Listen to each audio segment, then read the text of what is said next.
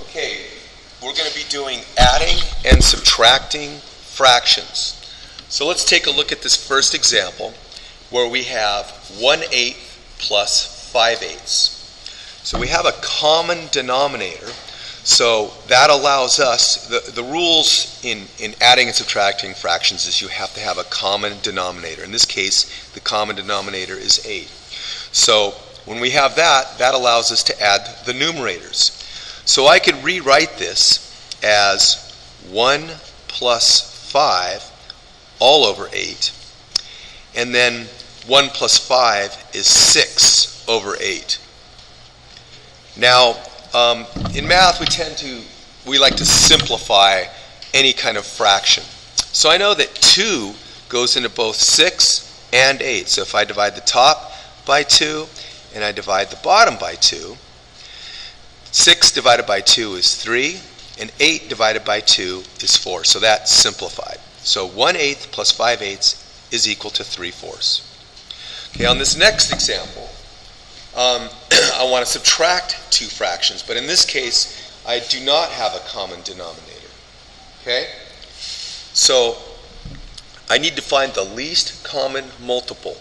In this case, 3 and 5 both go into 15.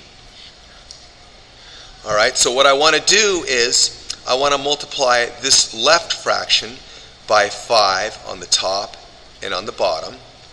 And then I want to multiply this right fraction by 3 on the top and the bottom. So I know that 5 times 2 is 10, and 5 times 3 is 15. And then on the right side, I got 1 times 3 is 3, and 5 times 3 is 15. Now I have common denominators, and I could do the subtraction. So in this case, I can write it like I did above, 10 minus 3 over 15, which is equal to 7 over 15. And that's our answer. And again, this is in its most reduced form. I can't simplify 7 over 15. Okay.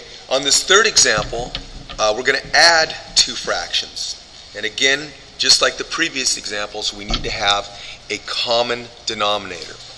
All right, so the least common multiple, 4 and 6, both go into 12.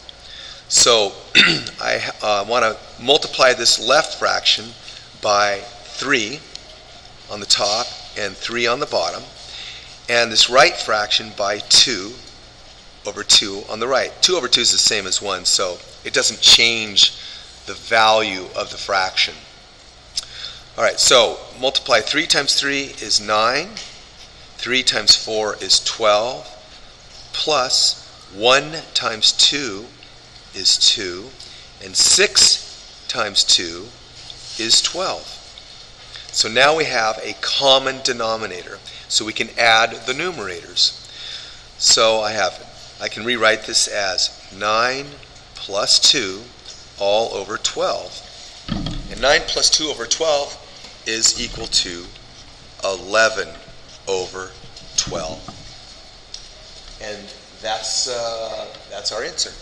And again, we cannot reduce this fraction 11 over 12, so that's all we got. All right, that's it.